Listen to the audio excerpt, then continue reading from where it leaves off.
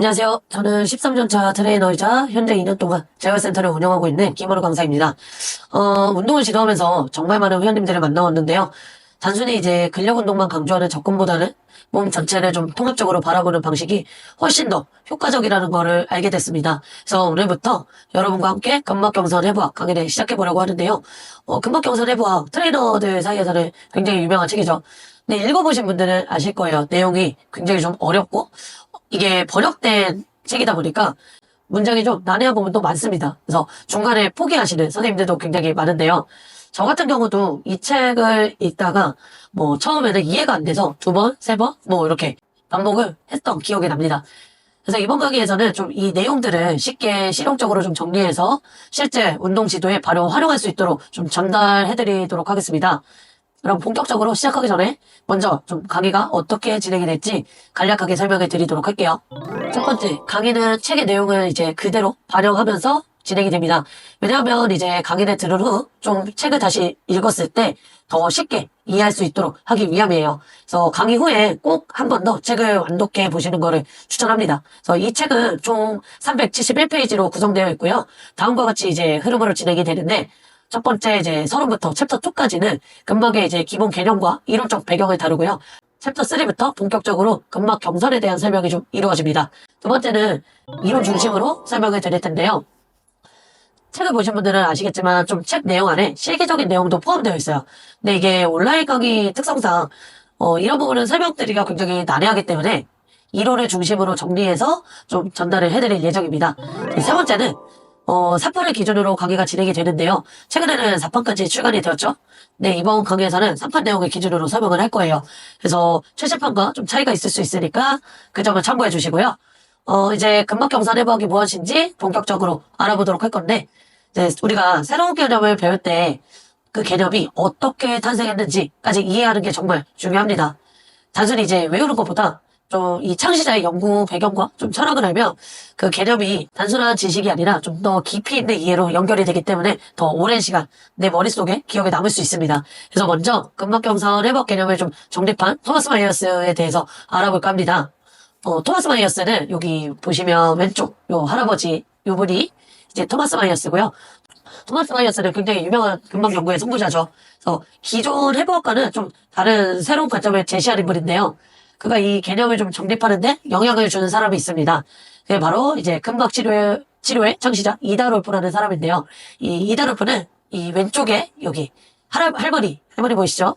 이 할머니가 이다롤프예요. 그래서 이 이다롤프는 롤핑이라는 테크닉을 개발한 사람인데 이 롤핑 테크닉이 뭐냐면 이 팔꿈치와 팔뚝을 이용해서 근막을 압박하고 굳어진 조직을 분리하는 방법. 이 롤핑 테크닉이에요. 그래서 롤핑 테크닉은 이제 단순히 막 마사지를 하는 게 아니라 근막을 직접적으로 풀어서 신체 정렬을 좀 바로잡고 움직임을 개선하는 것에 좀 초점을 맞춘다고 합니다.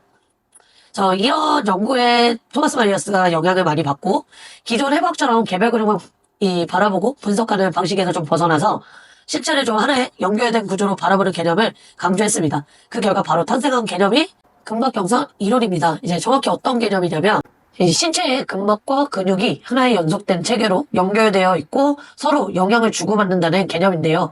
그러니까 근육이 단독으로 작용하는 것이 아니라 근막에 따라 형성된 선을 통해서 하나의 네트워크처럼 연결되어 있다는 것입니다. 그래서 이를 통해서 우리는 이제 특정 부위의 문제를 단순히 그 부위에서만 바라보는 게 아니라 전신적인 시각에서 분석할 필요가 있는 거죠. 근막이 무엇인지도 좀 더 자세하게 알아보도록 할 건데요. 근막이 뭔지 이해하려면 쉽게 귤을 좀 떠올려 보면 쉽습니다. 우리가 귤을 까보면 안에 하얀 속껍질, 그걸 귤락이라고 그러는데 이 하얀 속껍질이 귤 조각을 좀 하나하나 감싸고 서로 연결해주는 역할을 하죠. 우리 이제 몸에 있는 근막도 이와 비슷하다라고 생각을 하시면 돼요. 그래서 근육을 좀 감싸고 보호하는 역할을 하고요. 서로 이제 근육과 근육을 연결해서 하얀 속껍질 같은 역할을 해요.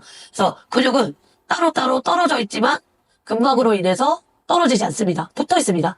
그래서 즉 근육을 하나의 조각이라고 한다면 근막은 좀 그걸 감싸고 연결해주는 귤락 같은 존재라고 생각을 하시면 됩니다. 지금까지 근막이 신체의 움직임에 얼마나 중요한 역할을 하는지 살펴보았는데 그렇다면 기존 해부학에서는 좀 신체를 어떻게 분석했는지, 기존 해부학과 근막경선 개념이 어떻게 다른지 비교해 보도록 하겠습니다.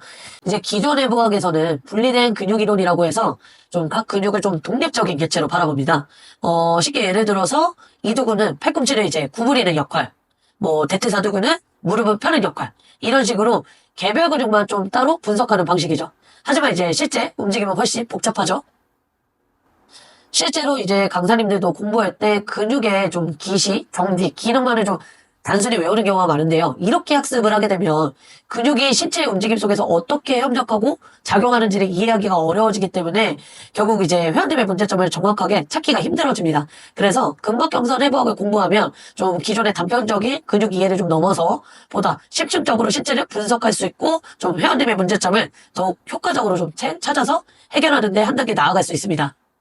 이제 근막경선 해부학에서는 좀 신체의 움직임을 개별 근육이 아닌 연결된 체계로 바라보는데요. 근육은 좀 독립적으로 작용하는 것이 아니라 근막을 통해 정신과 연결되며 서로 영향을 미친다라는 개념입니다.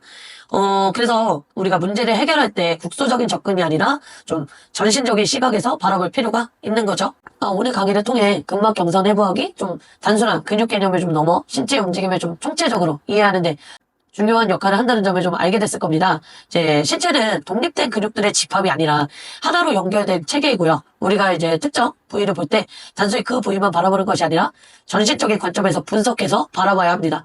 물론 이제 근막경선 이론이 아직은 완전히 과학적으로 확립된 개념은 아니에요. 하지만 지금도 꾸준하게 연구와 실전 적용을 통해서 많은 좀 가능성을 보여주고 있습니다. 이제 이 강사님들께서도 회원님들의 지도를 할 때 기존의 좀 단편적인 해법적 지식에서 근막경선 개념을 좀 접목해 보시면 훨씬 정확한 평가와 효과적인 솔루션을 제공할 수 있습니다. 이제 앞으로도 근막경선 해부학을 좀 깊이 있게 공부하고 실제 현장에서 적용해 보시길 바라면서 강의를 좀 함께 해주셔서 감사합니다. 다음 시간에 또 다시 뵙도록 하겠습니다.